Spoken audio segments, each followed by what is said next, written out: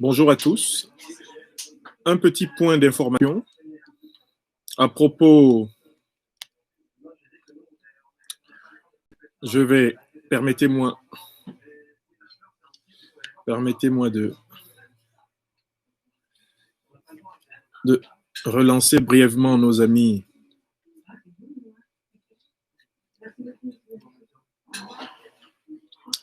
Je voudrais juste vous donner un petit point d'information.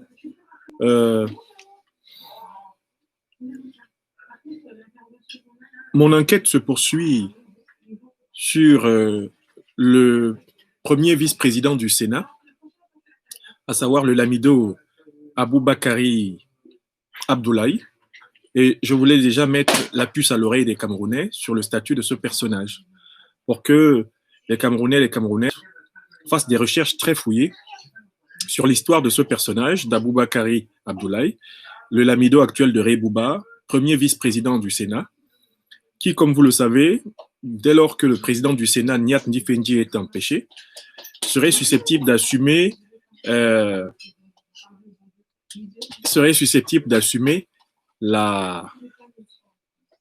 l'intérim de la présidence de la République du Cameroun. Eh bien, donc, ce monsieur Aboubakari Abdoulaye, je vous invite à étudier parfaitement sa biographie, à étudier parfaitement son parcours civil et politique. On sait que c'est un administrateur civil, mais il y a une chose que je n'avais pas vue hier et que je n'ai pas vue dans mes communications précédentes. Je n'avais pas été attentif à son mode d'accès au Sénat. Tenez-vous tranquille, monsieur Aboubakari Abdoulaye, qui va se retrouver probablement en situation d'être le président par intérim de la République du Cameroun, en fait, c'est un sénateur qui a été nommé par Paul Biya. Il ne fait même pas partie des sénateurs prétendument élus. Dans les mascarades que M. Biya organise souvent, il fait partie plutôt du groupe des sénateurs nommés par Paul Biya. Il a exactement été nommé par Paul Biya. À quelle date? Je vous donne l'information. C'est un scandale absolument insupportable. M. Aboubakari Abdoulaye, qui est donc aujourd'hui en position d'être le président par intérim de la République du Cameroun et donc d'organiser la soi-disant élection du nouveau président de la République, à laquelle lui-même il ne participera pas comme candidat, ce type-là, qu'on appelle souvent le roi sans visage, a été nommé sénateur au mois de mai. Il a été nommé sénateur au mois de mai de quelle année? On retrouvera rapidement l'année. Au mois de mai 2013. Il a été nommé sénateur au mois de mai 2013. Et dans la foulée, ce monsieur-là a été positionné comme étant, à partir du mois de juin 2013, il a été positionné comme étant le premier vice-président du Sénat. Et c'est cet homme qui se retrouve en situation de gérer la présidence de la République par intérim du Cameroun. Est-ce que vous voyez là? Vous voyez l'immensité du scandale? C'est un type qui ne s'est jamais soumis à une compétition démocratique lui-même. Ce type-là, c'est Paul Biya qui a pris un décret pour le nommer sénateur. C'est ce type qui est supposé remplacer aujourd'hui Marcel Niat Ndifendi, vieillard grabataire de 86 ans, évacué pour état de santé très grave. Et ce type-là, monsieur Aboubakari Abdoulaye, n'a jamais été dans une compétition démocratique avec d'autres Camerounais, pour une raison d'ailleurs évidente. Il est sultan, il est lamido, c'est un chef traditionnel. On imagine mal quelqu'un qui est considéré comme le seigneur de cette terre, le seigneur sur 70 000 âmes, par un droit de naissance. On imagine mal comment ce type-là va souffrir d'aller à une élection sénatoriale contre des adversaires. Donc en réalité, nous avons affaire à une succession de gré à gré, à partir même de nominations de gré à gré. Je recommence. C'est-à-dire qu'au Cameroun, on est en train de voir se mettre en place un mécanisme de succession de gré à partir de nominations de gré à gré. Est-ce que vous vous rendez compte? Biya s'assoit, prend son stylo, signe un décret, il nomme, Biya nomme sénateur monsieur Aboubakari Abdoulaye, qui se trouve être le lamido de Rey Bouba, Ensuite, au mois de juin de la même année, un mois plus tard, le monsieur est désigné comme vice-président du Sénat et on découvre là, maintenant que Marcel Niat Difendi, le président du Sénat, est incapable d'assumer l'intérim de la vacance de la présidence de la République du Cameroun qui n'est plus l'objet d'un doute, eh bien, qui va être chargé, soi-disant, d'organiser la vacance de la présidence de la République? Qui va être chargé, soi-disant, d'être à la tête du Cameroun pour organiser les élections présidentielles anticipées? Un type qui n'a jamais été élu. Un type qui a été nommé par Biya. Et j'en profite pour vous ajouter une autre information. De tous les lamidos du Nord, c'est le seul qui a été visité personnellement, solennellement, par un certain individu nommé Franck Emmanuel Biya, fils de Paul Biya. Ça vous dit quelque chose? Retrouvez bien la visite solennelle que Franck Emmanuel Biya, fils de Paul Biya, a rendue parmi tous les lamidos du Nord, les lamidos du Nord, à ce personnage d'Aboubakari Abdoulaye, que son propre père a fait sénateur. Et je vous ajoute une troisième information. L'ancien ambassadeur de France au Cameroun, M. Thibault, selon des informations de la presse française, a été relevé de ses fonctions parce que Biya lui aurait, un jour de grande aisance, il lui aurait confié qu'il avait déjà arrangé sa succession. Biya Paul aurait confié devant l'ambassadeur Thibault qu'il aurait déjà arrangé sa succession et que l'amido de Ray Bouba est d'accord, il va apporter la caution du Nord pour que son fils, Franck Biya, lui succède. Le fait que l'ancien ambassadeur de France à Yaoundé ait révélé cette information lui a coûté son poste. Je viens de vous donner en raccourci 3 informations.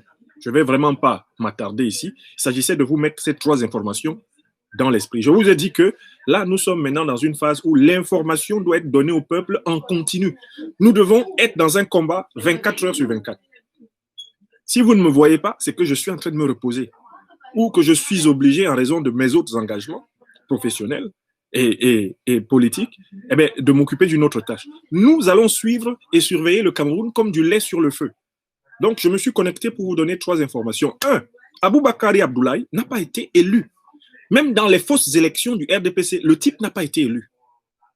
C'est lui qui va se retrouver président du Sénat en l'absence de Marcel Niat et c'est lui qui va se retrouver chargé de gérer l'intérim de la présidence de la République.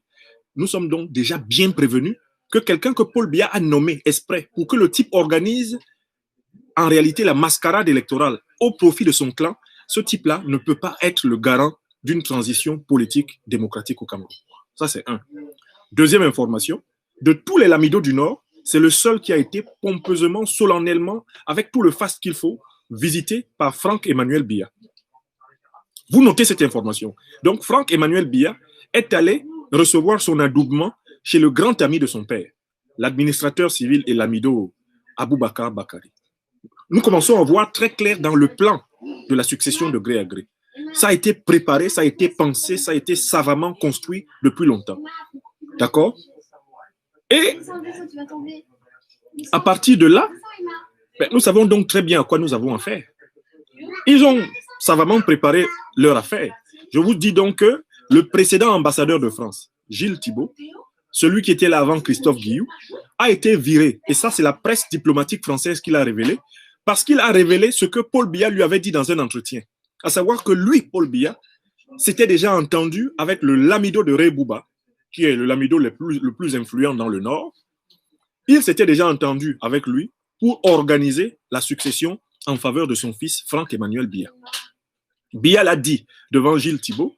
Gilles Thibault l'aurait répété devant des journalistes français, lesquels l'ont ébruité dans la presse confidentielle, la presse stratégique française, où nous l'avons lu. Quand il a fallu comprendre les raisons pour lesquelles l'ambassadeur Gilles Thibault a été viré, eh bien, voilà l'explication que la presse française en a donnée. Donc, quand vous collez ces 3 informations, Aboubakari n'est pas élu, il a été nommé. Deuxième information, de tous les lamidos du Nord, c'est lui qui est l'ami personnel de Franck Emmanuel Biya, à qui son père l'a présenté et avec lequel il est en entente et en complicité profonde. Troisième information, Gilles Thibault, l'ancien ambassadeur de France au Cameroun, a révélé que Paul Biya, personnellement, lui aurait dit que la succession est déjà préparée et que son fils Franck Biya a déjà le soutien de l'allié traditionnel du Nord. Parce que le lamido de Rey Bouba, c'est même lui qui va gérer en réalité la transition, c'est-à-dire l'intérim. Quand vous collez ces trois informations, vous savez donc très bien, nous sommes aujourd'hui le 28 mai, que la succession de gré à gré au Cameroun est en marche. La succession de gré à gré au Cameroun est en marche. C'est à nous, peuple camerounais, de prendre le plus tôt possible toutes nos responsabilités. Je m'arrête là, je tenais à vous apporter cette information supplémentaire et je vous invite à regarder sur ma page Facebook. Eh bien, je vous ai mis une série de vidéos et de liens pour vous imprégner du rôle stratégique de ce lamido de Rey Bouba, un type qui n'a même pas daigné se soumettre à une élection pour être sénateur et qui se retrouve à la tête du Cameroun sur la base d'une nomination. This is not really possible. En fait, nous devons contester même l'idée que cet Aboubakari Abdoulaye puisse, de près ou de loin, assurer l'intérim du président de la République. C'est-à-dire qu'il y a en fait actuellement au Cameroun une situation de vide, il y a un vide politique. Il y a un vide politique inacceptable. Et par conséquent, nous devons en réalité exiger que la totalité des conditions conduisant à la nouvelle élection présidentielle soient repensées ensemble, de manière consensuelle, entre toutes les forces politiques et civiles du Cameroun.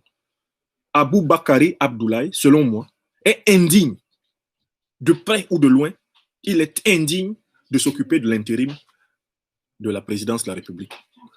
Il n'a même pas le début d'une qualité nécessaire pour cela. Parce que c'est un sénateur nommé et c'est un complice de M. Franck-Emmanuel Biya. C'est un redevable de M. Biya, ça on le savait déjà, il est du RDPC. Et de toutes les façons, cet homme-là ne peut pas faire l'affaire du peuple camerounais, qui est le vrai souverain. Voilà. Je vous remercie. Merci de partager cette courte vidéo. On fera de temps en temps des points assez courts comme ça pour vous donner des informations ponctuelles. Et vous savez, vous serez efficace en les partageant. En les partageant. Je vous remercie.